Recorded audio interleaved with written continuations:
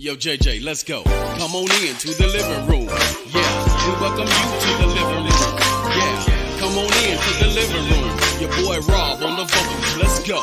Come on in to the living room. Come on in. Thought-provoking conversations that transforms life. Come on in to the living room. We welcome you home to the living room. Pastor Dre, it's in your hands. What's up, everybody? How's everybody doing tonight? Welcome to the living room. You are in store for some thought-provoking conversation that's sure to transform your life. I have my co-host tonight, Valerie. Wave to people. Good evening, everybody. Y'all send us some comments. Let us know that the volume and the sound is okay. Let us know. Just let us know that the volume and the sound is okay. This is our unfortunately last installment of the relationships. We hope that everybody has been enjoying it. Y'all come on, send me some comments. I don't see anything coming through as of yet. Just let me know that the sound is okay. Just shoot a thumbs up. Let me know that you hear me okay. Thank you, Ronnie. Thank you, Ronnie. She said we look great. Well, you know, I try. Let us know the sound is okay. Is the sound okay for everybody? We are so excited that you join in with us. Go ahead and share, and invite a friend. Let them know that we are on and got everything going. Look, we want to first, before we jump into everything, is to announce the winner of last week's challenge.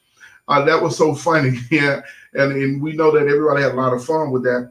But the person that actually won with the most correct answers submitted first. That's kind of what we do. A lot of people had the right answers, but you had to be the one that submitted it first. And it was all 5 of them.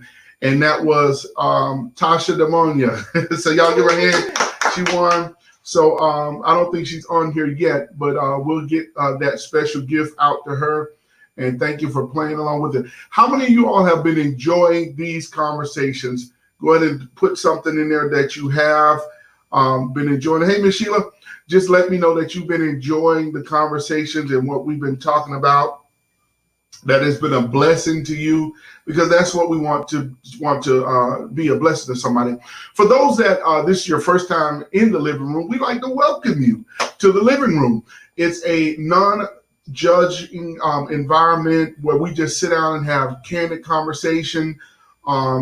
We always respect everyone's opinion. However, we always parallel everything according to the word of God. That is our written standard. That is our guard. That's what we. So all opinions are welcome for you to share your input. But this is faith-based. We do believe that the word of God is like our last stone of everything. So we thank you for joining in. Well, we're going to get right into this. You ready? I'm ready. All right, let's do this. So thank you all so much. I've had so much fun just doing this, and hopefully we have gotten so much good feedback, right? Like people have really been calling and just let us know how helpful that this has been, and so really appreciate that. Everybody that shared it, didn't even think in a million years that it would go like it did. I was telling Val the other day, even had some people requesting the replays for some people that are not able to get on Facebook and YouTube. We're also, guys, we're expanding. We're also broadcasting on YouTube as well. So that's a good thing. We're showing on YouTube as well. So for those of you that might not have Facebook, and you can go over to YouTube and I Am Pastor Dre TV, and you can see this. You can actually play the replays. So you don't have to do Netflix. You don't have to do Netflix. Go over there and you can watch every episode of Relationships. Relationships in itself is a platform that we use to talk about the ups and downs of relationships, the in and out. Like we said, it's geared toward marriage. However, there are practical principles that can be implemented in any relationship. And I always like to say, whether it's your dog, your goldfish, people on your job, there are practical principles for you getting along with people in those different aspects. So we trust that you are enjoying and invite somebody and let them know that we're on. So tonight, we're going to do our final installment, and we're going to be talking about intimacy. Now, here's the funny thing. When I put this up, a lot of people talk about intimacy as it relates to sex. Sex is a part of marriage, but however, this is not the platform that I would like to discuss that on, and my wife feel comfortable. So if that's something that you would like to discuss, then we'll set up a separate forum that's not on the Facebook platform where you can ask questions and we can dig into that, because we have something to say about that too. However, what we want to discuss tonight is intimacy. And the word in itself, intimacy. Somebody once told me that one time. It was awesome. Just a depiction of what intimacy is. Intimacy. So I tried to find the simplest definition, if you will, to explain intimacy between a couple, between people. And I found this out, which is interesting. We're going to start here, and then we're going to get into the meat of the matter. I found out that there are there are 5 levels to intimacy, or 5 different types of intimacy that we experience as human beings. One is spiritual, one is physical, one is sexual, one is emotional, and one is intellectual. So out of those 5 tonight, we want to lift out the power in emotional connecting as a couple. And one of the things I found out when just researching, because y'all, I do research stuff when I'm preparing these, because I want to make sure we're bringing good information that you can apply to your life and walk this stuff out. And I'm not just, talking because I want to be heard, but I actually do research and, check on some things. So with intimacy in a couple is vitally important. So we want to share you some things through, again, our testimonies of our ups and downs, in and out, how intimacy played a significant part of keeping our union strong. Yeah. And I always like to say this before we start. By no means are we saying we're perfect and we have a perfect marriage and all that good stuff that people like to hear. Even though we look good together, we look kind of cute together. However, there are things and rough patches that we had to work through. But we want to share with you some testimonies and things that actually work for us. We didn't read this out of a book.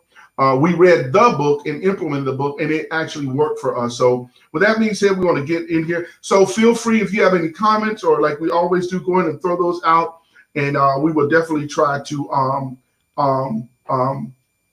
answer those. Hey, Tasha, you won the contest, by the way. Congratulations. Hey, Miss Angel, how are you? So we'll get that out to you. You can go ahead and text me your address, and we'll get your gift out to you. And we hope that you'll enjoy it. All right, so let's get right into this now. One of the things that in preparing for this, Val and I, just kind of talked about different experiences in what intimacy played, how intimacy played a part in that. And like I said, the simplest form that we could say intimacy is, it's when we're emotionally connected. And that sounds real simple, but a lot of times to be emotionally connected, it takes you presenting yourself in a very vulnerable state. Now, some of the things we're going to say tonight are repeats, because it's essential building blocks to get to this place of being emotionally connected. So I can remember, and we talked about this, and we're just going to give like stories to kind of help when we were going through pregnancy. And a lot of people don't know this, so this might be your first time hearing this, and some people might know this for a lot, heard a lot. And I checked with my wife to make sure it was okay that I share this. But when we're talking about emotionally connected, sometimes it takes hard patches in your relationship to bring you to that emotional oneness. Yeah. If anybody know what sometimes it takes that rough patch to bring you to that emotional oneness, and it's okay. That's what we call, the intimate. That's when we share the intimacy. The scripture I want to share tonight, because we always launch from scripture, and the Bible tells us this in Mark 10, 8 and 9. It says, "And the two shall become one flesh, so they are no longer two, but one flesh. Mm-hmm. Therefore, God has joined them together. Let no man separate them." And there's different translation, but I chose this one because it kind of explains it. So in our journey of becoming the one whole person that God calls us to, we go through different shapings and moldings of individual identities and things that we release to bring us to that oneness, or that one cohesive union or unit, if you will. That way, it takes time for you to, someone wants to say you work together like a well-oiled machine, but it takes time. And doing that, we have to, pick apart those things that are important to the other one and as well as important to myself, and then come together with a mutual understanding of those things. Are y'all understanding what I'm saying? Is that making sense to anybody? Y'all talk to me. So one of the things that we went through, and when we first experienced, one of the times we experienced, one of the first time we experienced intimacy, emotional intimacy was we were going along with life, doing what people do. We wanted to have a baby. Well, first we didn't want to have a baby. Let me say that. First we didn't. We kind of leered like, not right now. Not that we didn't. We didn't want one at the time. We didn't want to have it. So she'll help me navigate that. I'm telling the story right. So we went through this this season where it came place where we wanted to have a child.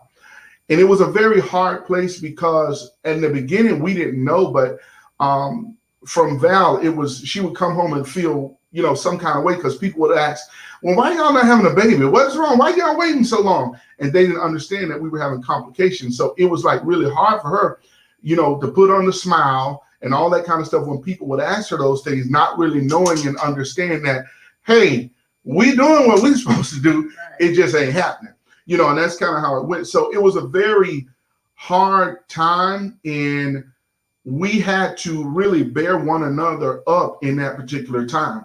And I remember as the story went, we were going along, didn't think about anything. It was just like, well, maybe we're not supposed to have kids. That's what we said. We're like, maybe we're not supposed to have kids. And that was early along in our marriage. So it took us 10 years, guys, 10 years before we had a baby. But it still was complication even when we conceived, right? Yeah. Because we were going to the hospital, and Val, she almost lost a baby like about, was it 2 or 3 times? Like twice. Yeah, twice. And I mean, you talk about nerve wrecking. Oh my God. It was like the least little sign of cramp or complication. I'm like, let's go. We're going to the hospital. I think the people knew us by name at the hospital. And I think the last time we went, they're like, give them a room. Just don't let them go back home. But my case in point with the story was, her emotions were like all over the place. And I could not be the husband like, oh, well, you're going to, get over it. And I know we wouldn't say that, but it took me really seeing that side and really meeting her where she was, because both of us were in this.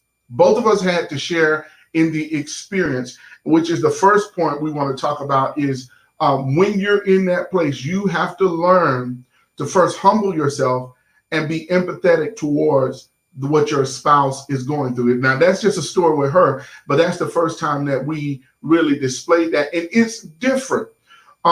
Emotional intimacy is different than all the intimacies that we listed, because it really allows you to bring your heart together as one, like the Bible says. Because here's the thing, and this is a bold statement, what I'm going to say, but it's true.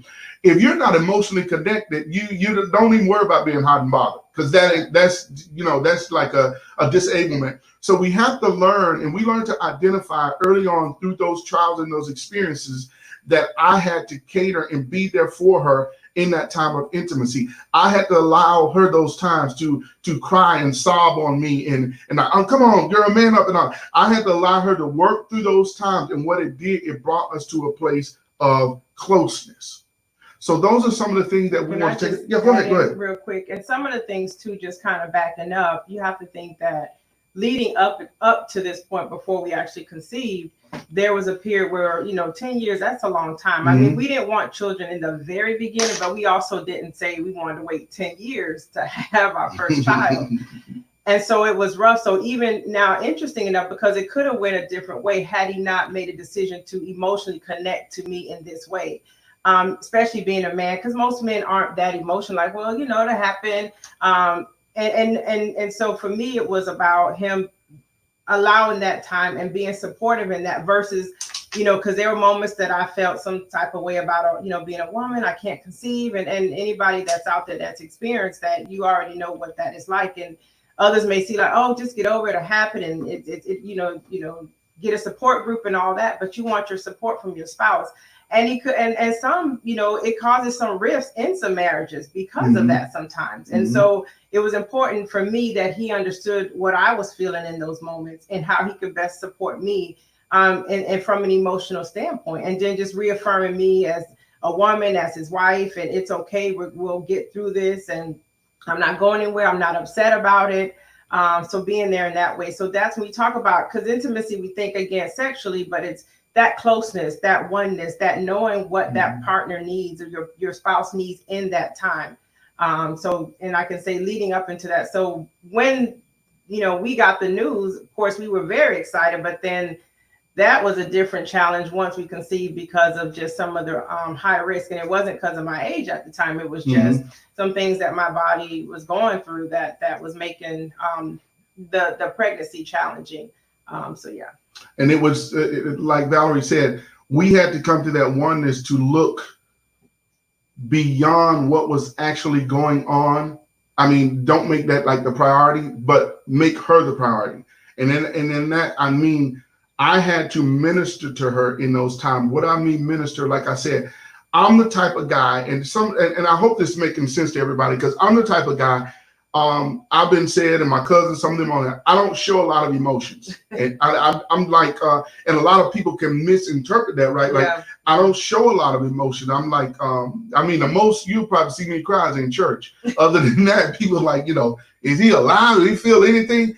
I do, but it was a hard place for me to connect emotionally, intimately, because I had to disconnect from a lot of my psyche and how I was thinking about things. So it was a very uncomfortable place. And I just hope that's just making sense to everybody and it's helpful. It was a very uncomfortable place for me, but at that time, I know that's what she needed. She didn't need to be isolated or anybody know I'm a technical person. I love computers, anything gadget and technical, I'm all in it. So I couldn't like, oh, you're going to be all right, and not give her that attention. But I had to be, and here's this word again, big word, empathetic. And what does that mean? Empathetic means this. You see yourself in that person's shoes, not sympathetic. Sympathetic simply means that, oh, I feel so sorry you're going through that. Now, you might say that's weird going through, couples, but married people, they go through this thing. Like Valerie said, some of these things are the very reasons that we get to that place of calling it quits, because we're not emotionally connected. And that intimacy, that time that, it's important. Now I understand. One night we, and intimacy is that closeness that you have as friends. And I'm trying to be tasteful because my wife is here, because y'all know if I was on the living room, other than when we're being sexually intimate. Let me say it that way. Other than when we're being sexually intimate, especially when it comes to us as guys, because normally when we think of intimacy, that's what we think. We like pull out the candles, the wax, and everything else we want to do because we get ready to be intimate. But we have to learn to connect emotionally first. So I had to do the work and saying like, where is she? What is she going through? And understand this. I can't fix it. Right. Watch this, guys. This is a bomb moment. I can't fix it, but I'm going to be there with you. Right. And you might say, what? But she was carrying your baby. Well, I'm telling you, we could pull up references how people felt alone in that time because her hormones were all over the place. They had her on crazy medication, all kind of stuff that was going. I mean, she was going through a lot. Her hair was breaking off. I mean, it was a lot going on to the point she was stressed out. I mean, it was a lot in that time. And here's the other part, y'all. We had to go to church and serve the people. We had to go to church and serve the people. Not that they asked us to, but I'm just saying we had to go to church and serve the people through all those things because that was our responsibility. Now, it was my job as her husband, not as Pastor Dre. It was my job as her husband to help minister to those needs and connect with her intimacy, emotionally intimate. So that's what we decided to do. And how do we do that? What are some things that we do? I was there. I listened to her. Right. Not only listen, I talked to her. Stuff like touch.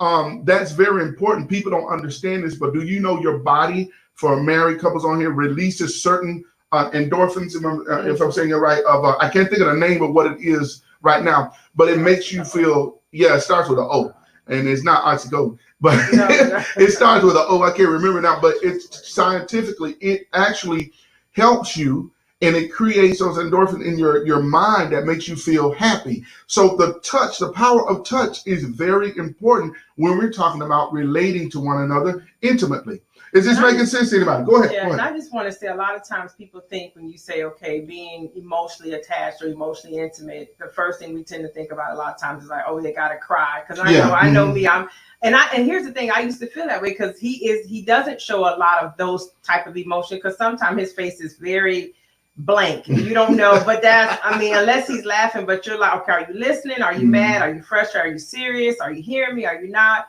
And he'll just kind of nod and just keep this straight face. And I'm thinking, and I'm here bawling and I'm crying. And I'm thinking, well, isn't this a moment you want to cry with me? Like any minute, any tears? Like, it's okay, cry. But I had to understand now when I'm at, expecting that was, I can't expect that that's the way he's going to show and attach to me in that moment emotionally. But it was more around like, hey, give me, he gave, I remember one time he just embraced me like, hey, we're going to be fine.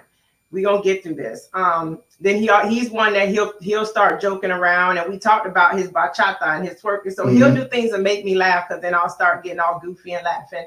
So those were ways because that's still connected in an emotional way, and that's emotional intimacy. So it's just making sure you understand, but not setting the expectation that they got to fall all out with you and bend all over and roll all over the floor because that's how you're responding. Don't mean that person in trying to connect there with you is going to respond the same way because that can pose frustration too. Like you not hearing me, this doesn't because then, and there has been moments that we got into, not a big argument, but like, well, do you feel this? Are you hurting like I'm hurting? Yes, I'm here with you. So him understanding, okay, what is she needing in this moment? I just need to listen. Let me make sure I'm being present, not holding my phone and like, I'm listening to you. But no, putting that down, giving me undivided attention, allowing me to bear myself and share whatever's on my heart and mind, and him being attentive and listening. That's that intimate connection.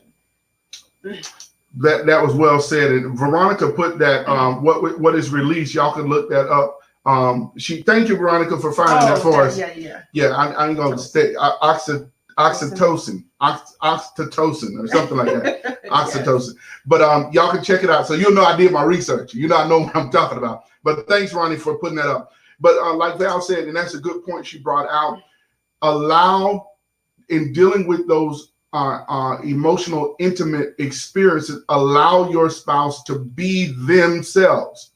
Because, and what do I mean by that? I was there to aid and minister to her. But like she said, I'm the type of person, and most people know me, like I say, if you really know Dre, I'm awkward when it comes to things like that. And I know y'all, I ask God to, how in the world, I'm a pastor. I really get awkward, like when people die and stuff you're supposed to say, and I get real awkward with that type of stuff. Or if somebody started crying, and it's so funny because my daughter is the same way to a certain extent. I get really awkward if somebody started crying on me. It's more like I'm going, no, please, don't do that. Don't do that on me because I don't know what to do. Val is much better with that type of thing. So here you have us going through this stuff, Val crying, and I'm standing here like,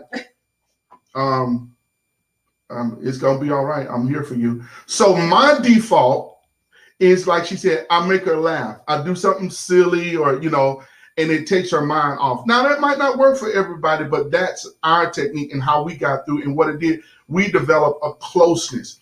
We developed a closeness through this time because later on, and I know it was dear to her because she would say stuff like, I love you, but it was different, y'all. It's different than the love in the beginning of your marriage than when you really go through some stuff and you work through it, whether good, bad, or indifferent. It's a different type of closeness that you experience. And I'm pretty sure those that are on here that have been married much longer than us, you can attest to the fact that it's a whole different experience when you work through something together. Right. You are like a force to be reckoned with, and you join together as that one union. Does that make sense? Y'all come on, give me some hearts if you're enjoying the conversation. Now, let's flip the script because you talked about a time that I needed you like that and how you were able to see what I needed in that time. So has there been a time that you felt you need a certain type of, even I know men aren't emotional, but a certain type of support emotionally from me in connection to something you were experiencing? Wow, that's a great question. You're trying to take my show. She interviewing me, but that's a good question. And I guess to answer a time that I felt that you, how I want to say, yeah, you was my dog, as they say. You had my bike. She had my bike. There's a number of times, but I think the one that was most important to me, that really mean a lot to me, is when I was getting ready to meet my biological father. I knew him, but an event came up that I was getting ready to meet him, and I not found my sister, but I was reunited with my sister Barbara, and I think Barbara's on. Hey, Barbara! Shout out to Barbara. And it's developed in a wonderful relationship with her and I. And so it came to this place where I was getting ready to meet my father, my biological father. And it was a very awkward place for me. And I would tell Val, I said, I don't know. We were invited for Christmas. I said, I don't know if I should go. Because I have all these emotions. And I wasn't angry, but I had a lot of emotions that came to the surface that I never encountered before. And I was talking to Val. I said, I don't know. I said, I think I'm gonna call Bob and tell him, no, I ain't gonna go. And so many times I changed my mind and I was gonna do it. I changed my mind and I was gonna do it. And I can tell you all, we would have like pillow talk moments where Valerie would just listen politely, and she would just, really bear me up in that experience, because I don't know emotionally what was going on, but it was like a lot of stuff. And I wasn't angry at my dad. It wasn't anything like that. I wasn't mad at him. It was just, oh my God, what do I say? Do I look like it? It's like all these questions was going through my head. And if I had to say to answer the question, I think that's the one of the times where, she really like a trooper, and she was my strength. She truly was my strength in those times. And through that, it attested to the fact that we united in a way. Right. We engaged in a way. We encountered one another in a way where it wasn't like, oh, child, get over what? I know you're a big old man doing all that. Right. It wasn't like that. Right. It was non-judgmental. It was compassionate. It was empathetic of where I was. Had nothing to do with my brute and strength as a man. I was able to be vulnerable, to take off my man hat and be Dre. And she was there to, minister to me in that time. And it blessed my socks off. It's like, you know what? I want to do whatever I can for this lady. I love this girl, So it was that kind of thing. And that's what if we hope everybody's getting this night, that's what brings you through that intimacy that together. Now, I want to say this, and then we're going to move on. Because we're focusing on marriage, but it's also intimate within your family. You and your friends can share intimacy, what we're talking about here, being emotionally connected. Your friends, if you've told your best friend something that I never told anybody this, and they receive it and they're not judgmental, it helps your relationship come together. And the reason why it does, because that's why you got to exercise proper communication. You have to understand in those areas to back up, withdraw, all those type of things. Let yourself be yourself, but talk those things out, and it's going to allow you to get closer, get stronger. Your union is going to get stronger. Yeah, I agree. So that was, the answer that particular time. And I don't know if I finished the story with the kids, but y'all know we had 2 children. So we have 2 kids now, but it was a very tough time. And even after that, like now, it began to affect me too. It's like we look back and like, wow, we didn't think we would be in this place. And it's not not me and her, it's us together, because here it is, the imagery of us working through that together will forever be embedded in our mind. And that's a pivotal moment in our marriage because we connected emotionally and experienced that intimacy. Is it making sense to anybody? All right, we got a comment here. Intimacy with a husband and wife makes you think about a pyramid, the connection and the base that is held by God. Amen, Sandra. That is a good analogy. That is so true. It's held together by God, because with God, all things are possible. And somebody's got to be strong, right? Right. Somebody's got to be strong in those weak points. One of my clients, she's an older lady, and she said this, and it stuck with me. Not my client, but she was a client at the school. And she said she'd been married for so many years. And I said, well, what's the secret? And I always like to do that comically. I asked her, what's the secret? And she said, the secret is don't fall out of love at the same time. She said, someone has to remain strong to carry the other one through that turbulent time. Yeah. I was like, wow, that stuck with me. And it's so true, because you're going to go through stuff. There are things that you will experience that your spouse will feel helpless, because there are some times that I feel helpless. Now, I'm going to ask you the same question. Yes. Since you're on my show. Name a time that you felt that I was really that strength for you, or Carrie, other than the babies. What's the time where we connected emotionally? Great question. Why people say that? You know how we pick up a cliche? That's the thing now in the corporate, at church. Great question. But I think you buy time to sort think about answer. Is that's the trick? Okay. That's it. But I have an example. I think about a time when my mom was diagnosed with having an aneurysm in her brain. And I remember getting that phone call, and she was distraught. And I was like, what? And they had to rush her into surgery like the next day to have brain surgery. Mind you, she's not really ever had surgery. And then what do you know about aneurysm? Because it was like, it's a life and death type of thing. And if it erupts, obviously she could die. And I remember just going to pieces. It's okay. No, Facebook. See, I'm holding her hand, so I'm releasing the endorphins. So now she's gonna feel wonderful and get through this. But I remember we were laying across the bed. I think you were on your phone or something. I know, probably on your phone.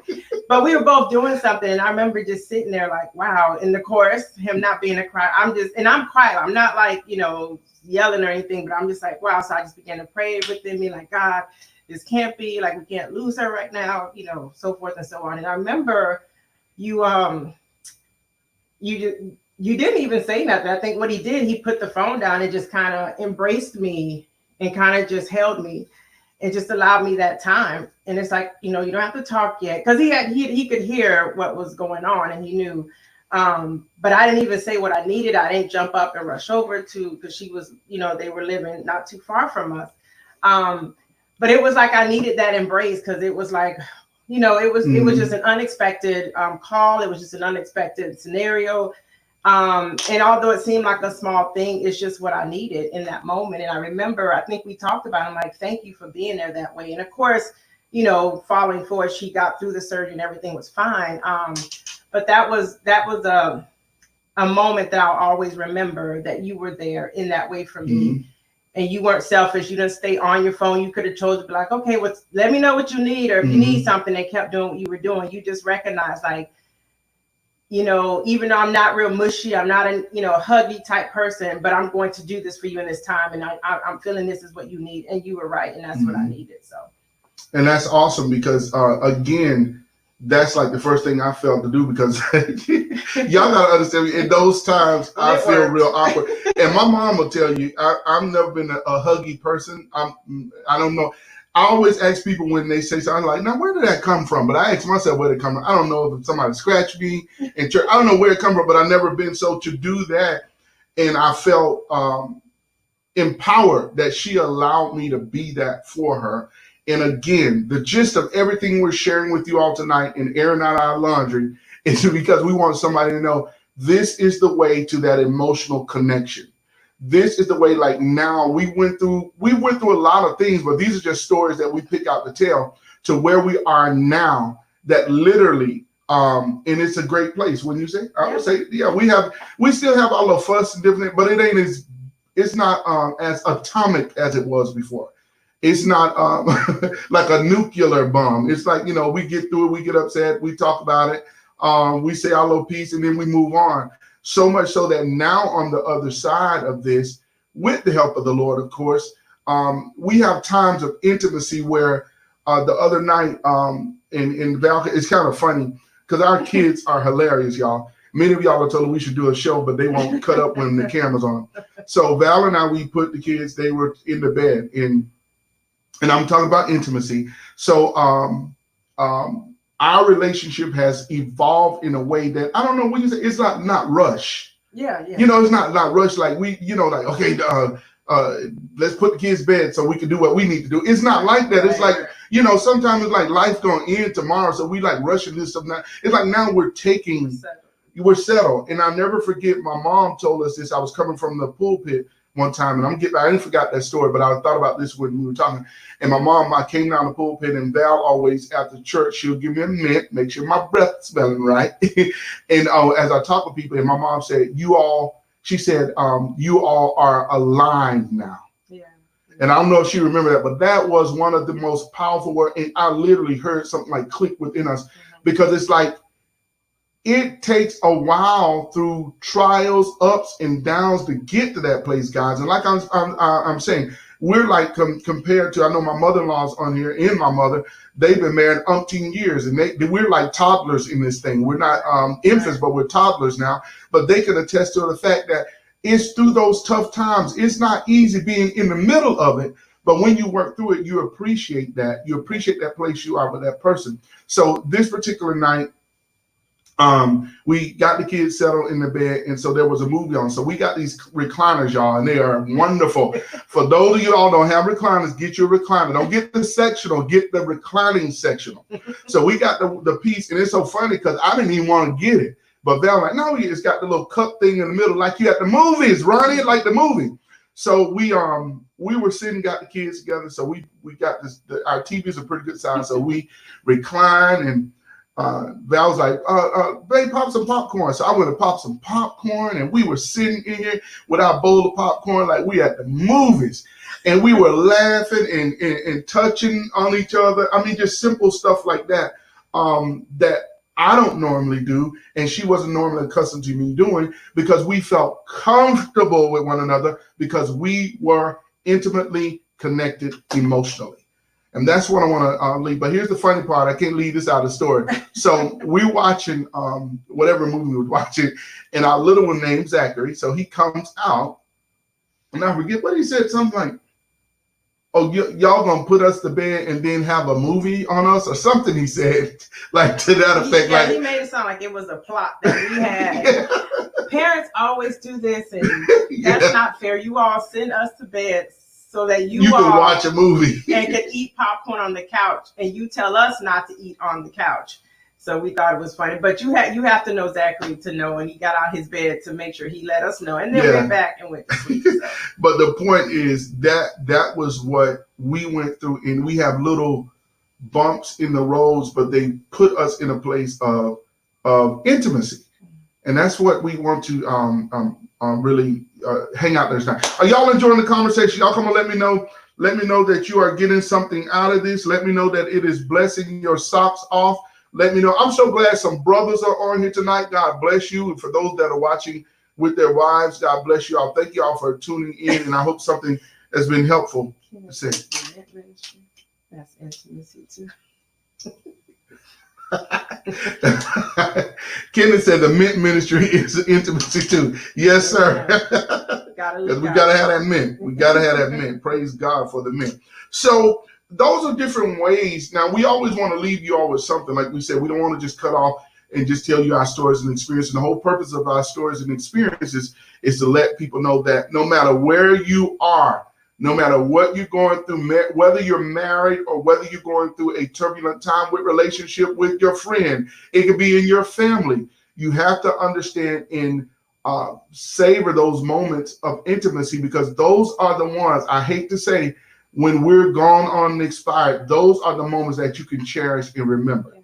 You know, those are the times, I remember that. Those are things that bring people to tears because you share that intimacy. You know, I never heard anybody say, oh, I just remember we used to cuss and fight like dogs. I couldn't stand them, but I'm going to miss them. You know, people never say that, but we remember and tend to highlight those intimate moments that we celebrate. So we want to keep creating those memorable moments. We want to keep creating those memorable moments. And both parties can play a part in that by allowing yourself to be vulnerable. So I think go ahead. I just want to point out, and that's the key. You got to allow yourself that, because I know sometimes, well, I'm not emotional. And even women sometimes say that, well, I don't do all that touchy stuff, or I don't cry like that. I don't do, but there's some level of emotion that you're going to do whenever some things happen in your life, whether it's tragedy, whether it's hard times, whether it's whatever it is. And so you have to be okay. Like going back to the first beginning, marriage takes work. It's a partnership. It's a given and not just always a taken. And so sometimes you are going to, just like he said, although, and most people that know him, he's not a very outwardly expressive, emotionally type of guy. He doesn't become unglued. He doesn't, he's not going to yell at you all extreme and call you all types of names. Everybody shows their, expresses things differently. Now he's going to ask some questions and he wants to get to the root of the matter. And, he will hug, but he'll put himself in that place when he knows that it's needed. Whether that's for me, he'll do it for his mom. He'll do it for his brother. If it means I just need you to be a listening ear. And some people, I just can't sit and listen to somebody talking. Well, you can if you allow yourself to be, because it's that give and take. So it's not always a good excuse to say what you're not about. I'm not saying lose yourself and become that. If you're not a crier, that's totally fine. I'm not saying crying is what you have to do, but you got to find some way to connect when this person needs you in an emotional way. Because when you love and you care, those are the things you're willing to do, especially for the sake of a marriage. So, and we always keep it to the Bible, and the Bible tells us that husbands, give yourself to your wives as Christ did for the church. So the bigger sacrificer should be the husband. And like I said, this was a whole different dynamic, because I'm pretty sure in every situation or every relationship that we're in, we have to learn our role in script. And what do I mean by that? At our jobs, we have to put on certain hats. At your job relationships, we share intimacy with certain people. How do I say that? You're close with certain people for the intimacy that we're talking about at your job. You just kind of click with them. How is that intimacy established? Through commonality. You all speak a certain language that both of you understand, and you tend to I'm gonna go over here with Greta because she's got a child, or she know how to cook pound cakes, and you share recipes. So that closeness and that vulnerability causes you to share intimacy. There are certain things like with your friends, you'll get together and share. I got a buddy of mine, Terrence, and me and him have sat on the phone 3 and 4 o'clock in the morning, just sharing stuff. He's empty out of himself. I empty out of myself. Dr. Polite, I think he was on here. We've done the same thing, and you don't find it, but we've established intimacy. That is no homosexual thing, but it's an intimacy because it's vital to the existence of every correct relationship in your life. You need to establish those perimeters, those grounds. So this is why we want to share this with marriage. I wanted to say this because I was thinking about this. Val was saying this, and I think it's so, it brought me to this. In establishing those lines of intimacy and creating that those intimate moments, emotionally connecting, we have to understand the language. And like I said, some of the stuff we said before, but it's true. You have to understand the language. And what I mean about that, one time Vala called me she'll call my phone. And you remember this. She'll call me. Well, when I call, like if I don't answer the phone, I'll call her back. And I'll say, did you call me? Hey, you call me? And she was like, why did you say that? Why did you say you called me? Why you said that? And I'm like, let me explain what I mean. Y'all hold on a minute. Hold that thought, because my computer just says get ready to die. So I got to plug it up. We have a station break. It's on you.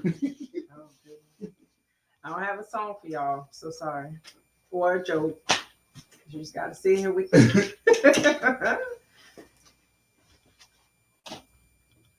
You can plug up the. Got it? Yeah. There you go, shut them down. Okay. Okay, we back on. All right, so I don't want it to die in the middle of the show because this is some good stuff. Y'all need to hear this. Oh, Arlene said Dr. Polite there. Hey, what's up, Dr. Polite? That's my vent buddy. So one of the things I found out, and I would call, and I would return her call, and I was like, you call? And she was like, why do you keep saying that? You know I called. Why didn't you say? I said, no. Let me explain what I mean. And this going to help somebody out.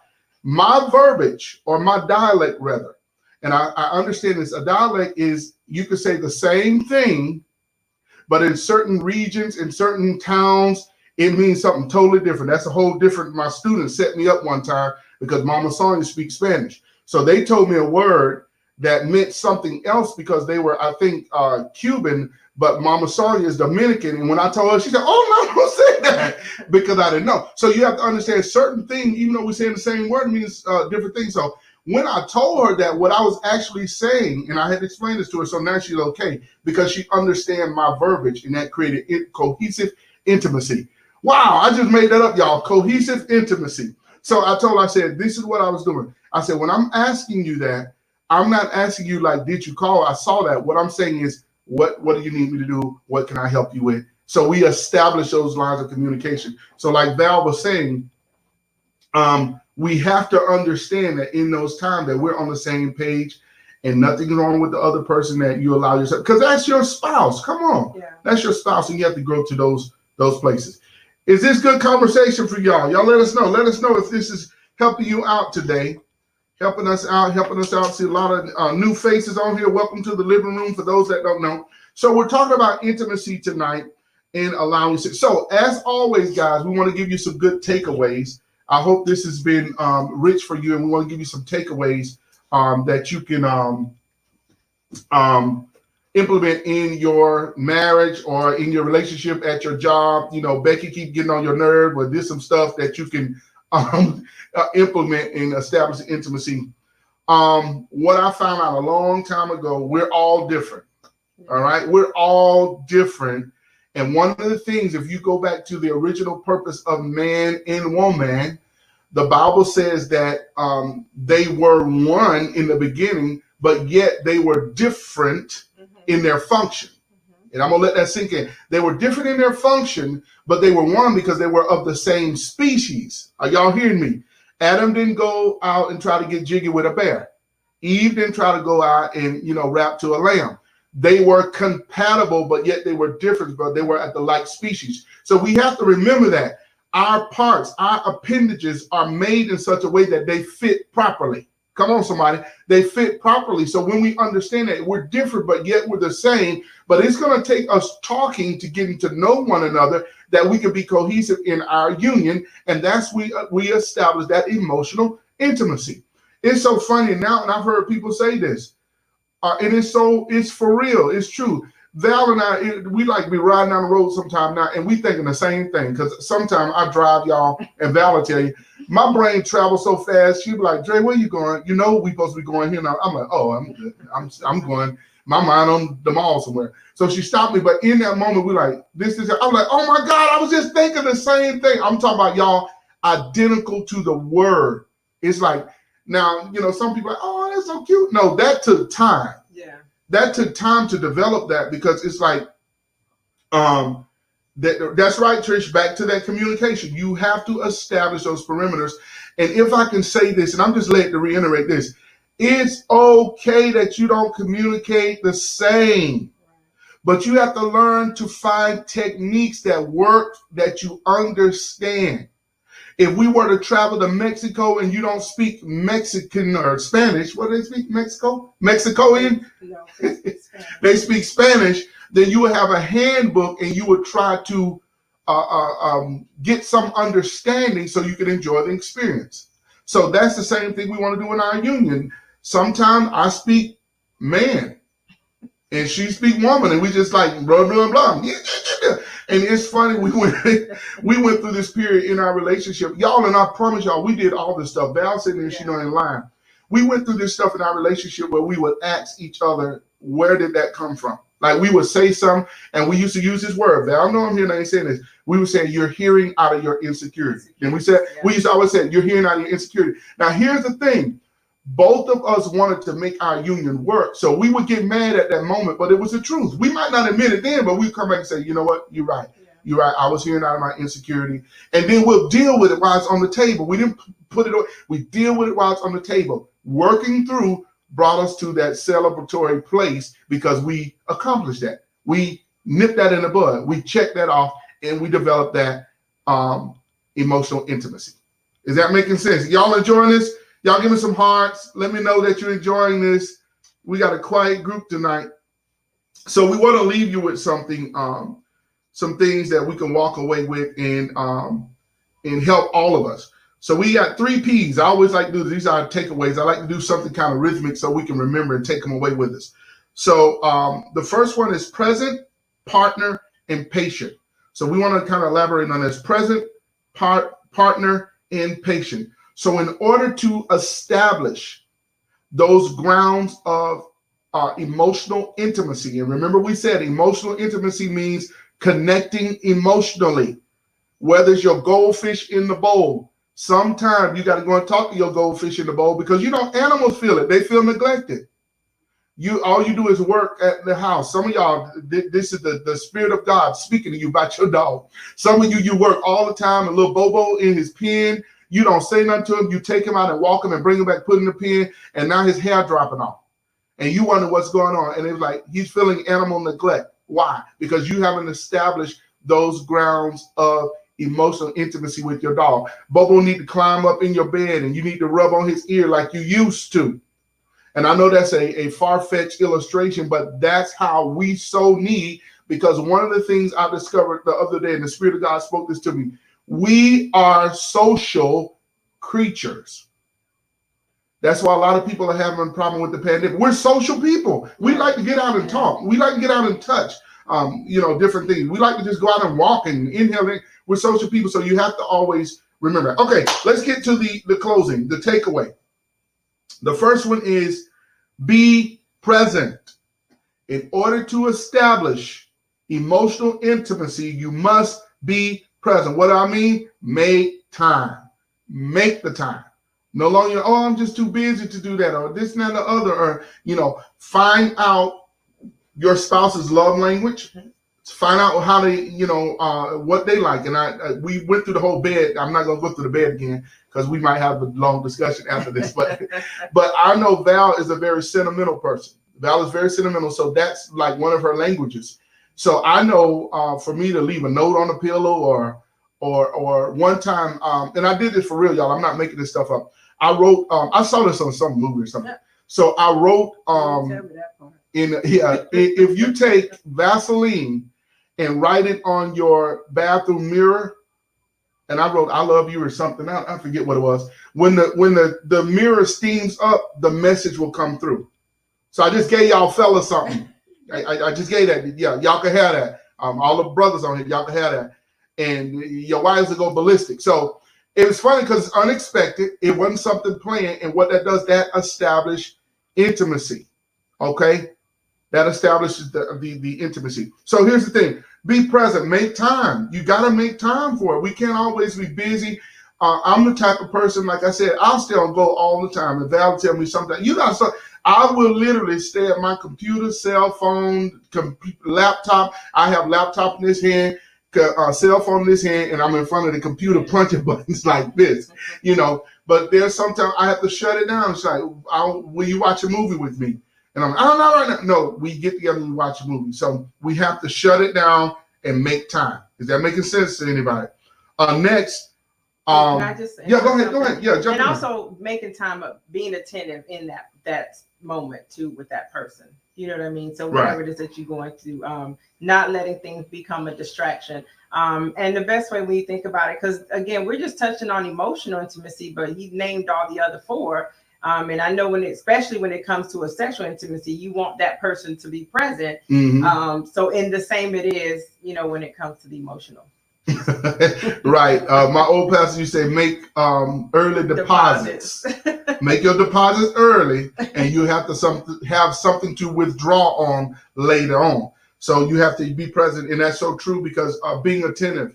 And that was something that I had to work through because I was the type of person, and Val hated this. I would sit at the breakfast table with my cell phone like this. And don't y'all judge me because some of y'all do it too. I have my cell phone right here, and I'm like, yeah, what'd you say? Yeah, some. And she was like, Dre, really? You gonna break? And I would get so mad. I'm like, why are you taking my cell phone from me? And I'm like, I can hear every word you say. I know what you're saying. but that was very disrespectful to her, and I wasn't being present in the moment. Because when we want something, we don't want folk doing other stuff and painting and fixing the car while we trying to have their undivided attention and you trying to share an intimate experience. Because that's the table is where, if you go back to our roots, the table is where we had some of our, deep conversation as a family in the dinner table, in the living room. Is this making sense to you all? All right, y'all give me some hearts. Give me a hearted up. Let me know that this is hitting the spot.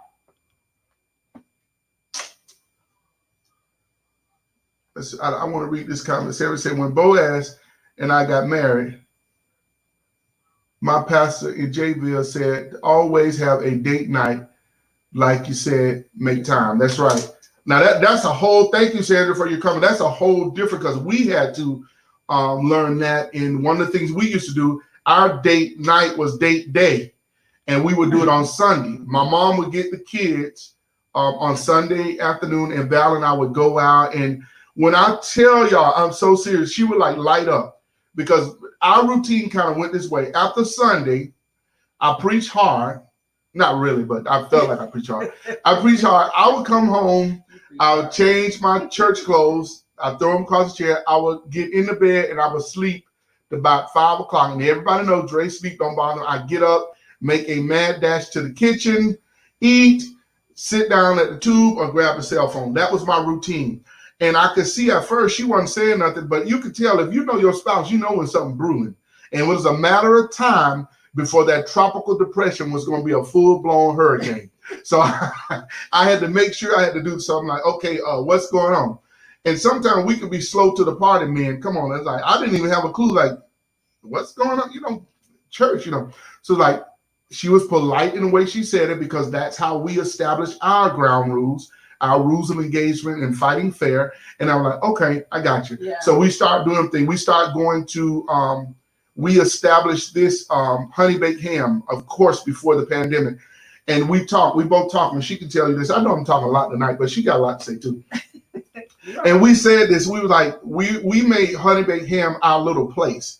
You know how you see on the movies, like everybody had that little restaurant in Italy and this, that. Well, we said honey baked ham was our Sunday spot. So almost every Sunday, right now, our lunch spot. Yeah, not dinner, our lunch spot. After church, we would go to honey baked ham. We would sit at the little table. My mom had a kid, and we would just enjoy each other. We would laugh. We would tell corny jokes, and it would establish the intimacy. So much so, the people working at honey baked ham would look for us on Sundays. Yeah. And then the pandemic happened. So, whatever. But, that's kind of what we want to do, to be present. Okay, the next one is partner. Partner.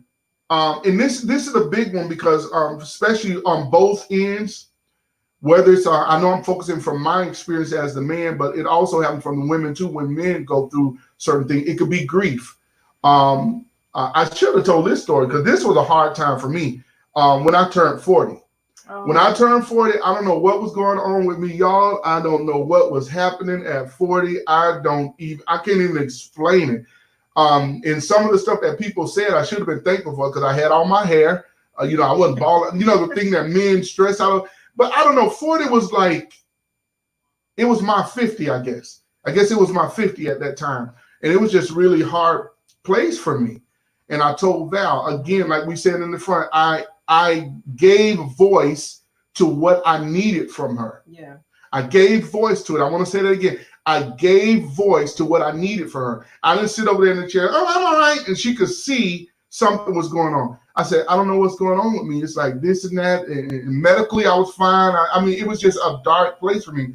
And I said, I needed to be celebrated. That's what I said, right now, I just need to be celebrated.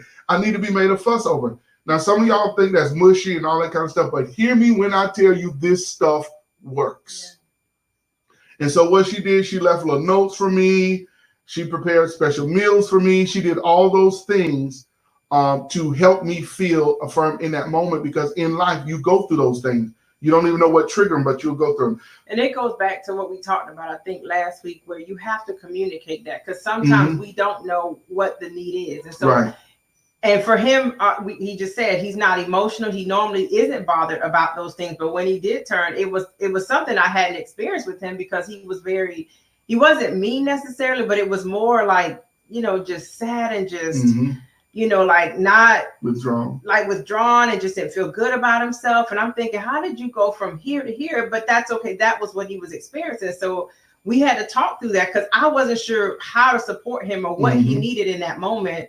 And so you had to let me know when he said I needed to be celebrated. So we had to talk through that. I'm like, well, like in what way? What are you saying? You just need to know that you're important. You need to know our value, that you're important to this family, that you're important as a man, as a, so, and just finding ways to just keep affirming him in that area. So, but again, we had to talk through it. Now he could have chose to stay silent and just try to deal on his own, and it would have caused some friction because now I'm feeling like, he's not letting me in and he's withdrawing. So that can cause a lot. And there's been moments in our relationship that has happened, but we learn, fast forward, like you said, these are tools and things that we had to learn to do better, to have a healthier marriage and to continue to try to grow our marriage and stick it out in from times that we were just like, this is a lot. And it goes back to, that's why marriage takes work. Marriage is for mature people, because not everybody feels like they got the energy or the patience or the, want to stop to do it and cater to these things. But when you love and you care, and it goes back to that, and you're in it with this person, then you have to stop and you have to care. You got to take the time. And it has to be both parties. I want to say that because I don't want people misconstrue what we're saying tonight. It takes both parties. You can't try to work at a relationship if you're the only one in it. There's no way one person can win a whole football game, one person. You need the whole team. So it takes a team effort. It's so funny because I think about those times, like when Val said, when I was in that space, I didn't even realize, and my mom even told me this, and this is what we need to stick a pin in, guys. When everybody starts saying the same thing about you, it ain't everybody, it's you. So my mom started saying, you're so mean. Why are you being so mean? Because I didn't want to talk on the phone. I was just in this dark place and I could not understand what was going on. Now, here it is again. And I always tell people, I believe spiritual things. I believe in loving the Lord and all that kind of stuff. But it took me seeking the Lord's face, but operating in practical principles to get me out of that place. So when I told Val that, I gave voice to my anguish and pain. I gave voice to it. I let her understand this is where I'm at, because what she started feeling like it was something she was doing. Right. So now when we're trying to establish intimacy together, it started driving a hedge in the union. And a lot of time when these wedges are in the union, it starts very subtle with small things that go unchecked. We have to keep those lines of communications open. We have to keep them open. And the other thing I want to say, and we're going to move to the next one, we're almost done. Allow yourself, you've got to be truthful, guys. If you're feeling that, and I know sometimes as brothers, I remember another rough patch I was going through when I had lost my job, and I felt like such a nobody at the house, because it's like Val she was carrying the load of the family. And I would get so aggravated because I'm like asking her, I need some gas money. And it was like, oh my God, I can't be in this place. You're supposed to be asking me for money, And she said, it ain't about that. She said, would you get over, it ain't about all that. She said, it's a blessing and I can do it right now. So I did better with it. But as a man, we've been taught that you're supposed to support your family. So I just want to touch on those things. So we got to keep those lines of communication open. Be honest. Be transparent. Give voice to your anguish, to that pain. Give voice to it, because you owe that to your spouse to understand where you are, that you can set up those boundaries and those standards. Hey, right now, and we've done this, Val, I said, I'm just going through something right now and I just need to sort. Right. I said, I need to sort. That's the word I use. She's like, well, what is going on, Dre? Then she's a woman, so she's concerned. She know my countenance is not right. So now, to me, I hear, so now I get agitated. Instead of me just opening up my mouth and saying, look, I just need a moment. I'm trying to sort out some things. This is this. I'm going to take a drive.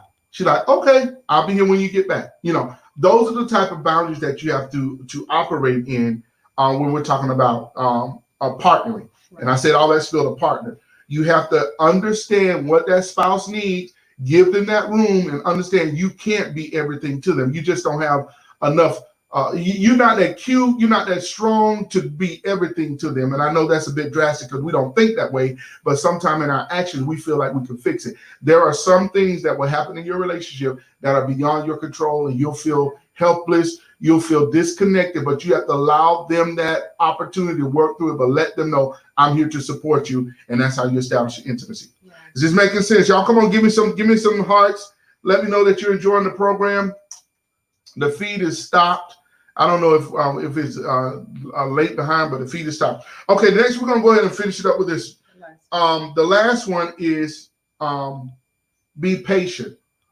You have to be patient because sometimes your storm experience, maybe you one that can run through it, but some people they kind of push through it in hard. So you have to allow yourself to be patient and show compassion to that person when they're working through.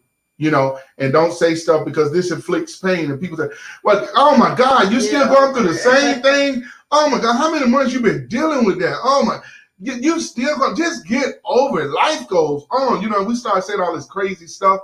And what I learned a long time ago about dealing with conflict, and I used to say this, if somebody said I did something, they're like, really? Well, I didn't mean it that way. I didn't, you cannot rob a person of how they're feeling. That's how they feel. That's their truth, and they take ownership of that. So our approach should be in respect to what they said or articulate to us as, I understand, what can I do to help you? Val said this all the time. On Sunday morning when I'm preparing for the live, and y'all know everybody's out there at church, she's like, hey, what can I do to help you? Do you need me to do this or type this or get me, so I say, I want scrambled eggs, waffles, some ham and cheese and, food, help me out, and some tea with a cough drop and a partridge in a pear tree. No, but I ramble on all this stuff, but that's the way she ate in that particular time. So in the last one, remember the 3 P's, be present, partner, and be patient is don't get frustrated. Don't get frustrated. What do we mean by that? Not saying that frustration won't come. The Bible says this, anger, but sin not. And what he says is he lets us know that you're emotional and you're going to sometime operate in your emotions, but don't let your emotions rule your behavior. I know I just said a mouthful, but I want us to think about that. We're emotional beings, but don't let that emotion rule your behavior. You see what I'm saying? Yes, you do. Mother Barnes, she doing her stand-up. She said, you mean after all these years, I still got to show compassion to my husband? Yes, ma'am. Yes, ma'am. And we respectfully say that to you. But we have to understand in those times that we're dealing with this, that you can't get frustrated. Give those people that space. Give them that time. But watch this. This is going to be helpful to somebody. Give an expiration date. Yeah. And let me explain what I mean by that. And I'm sharing with y'all stuff that we went through. You can't just leave that person out there hanging. Well, I just need some time. I just need to sort this. Now you're leaving your spouse disconnected. Then well, how long you going to be? 3 days, 2 weeks? How long? How long this going to go on? So what you're going to let them know? I just need some time. Can we talk about it in a couple of hours? I just need to go sort. Can we talk about it tomorrow morning? Are y'all here?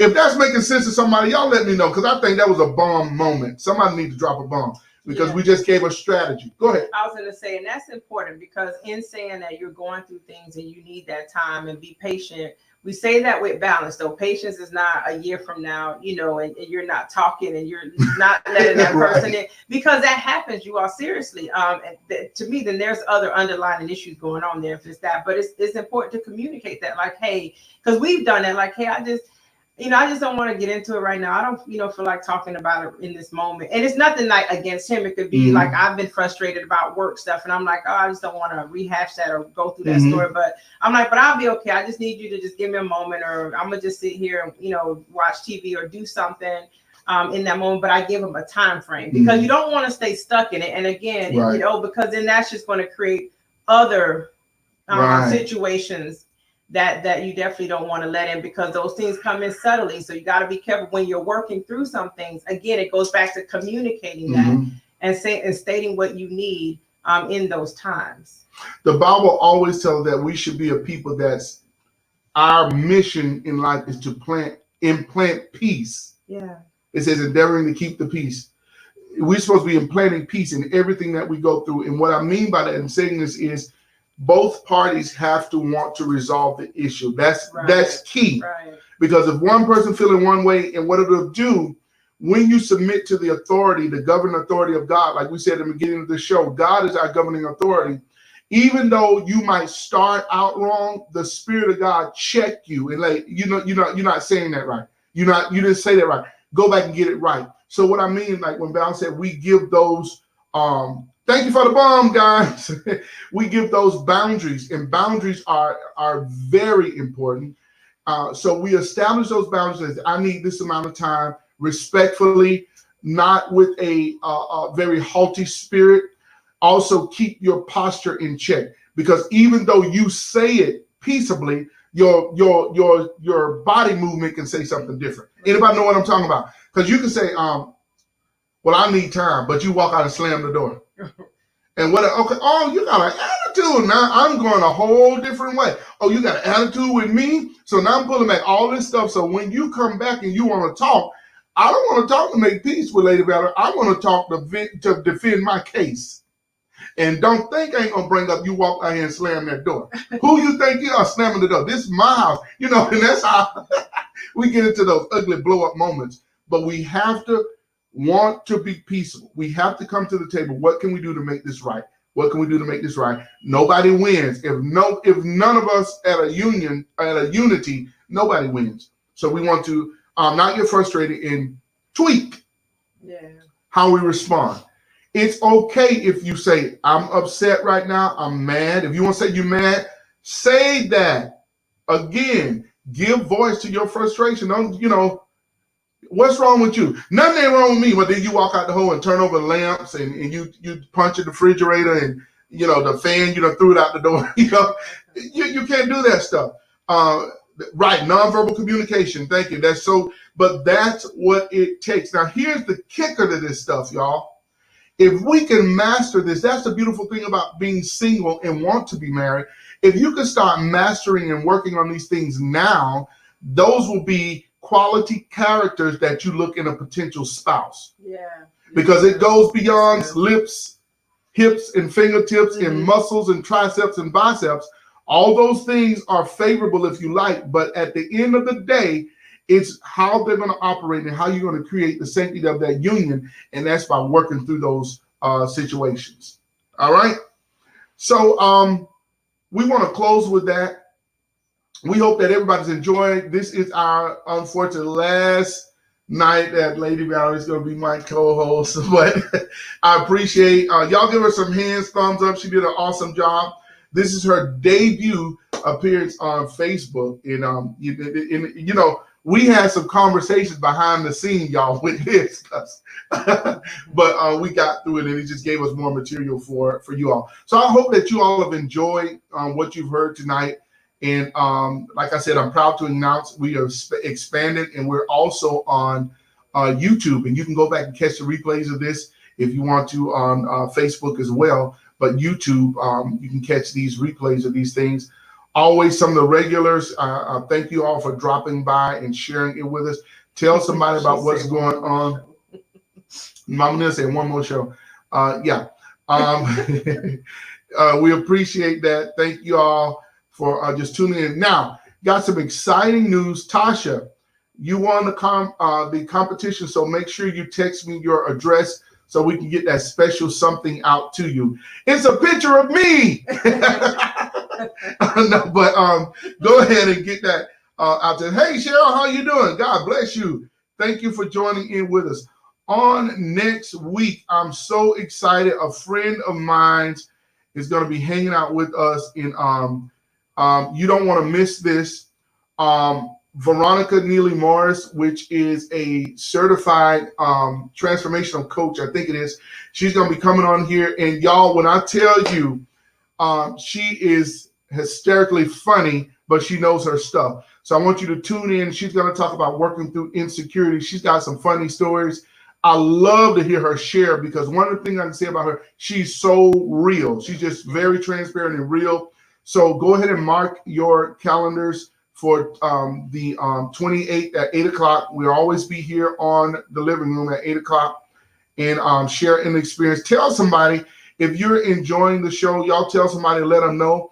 And I also want to tell you all that my YouTube channel, I'm trying to build that. So if you're in that space, please go to the YouTube channel.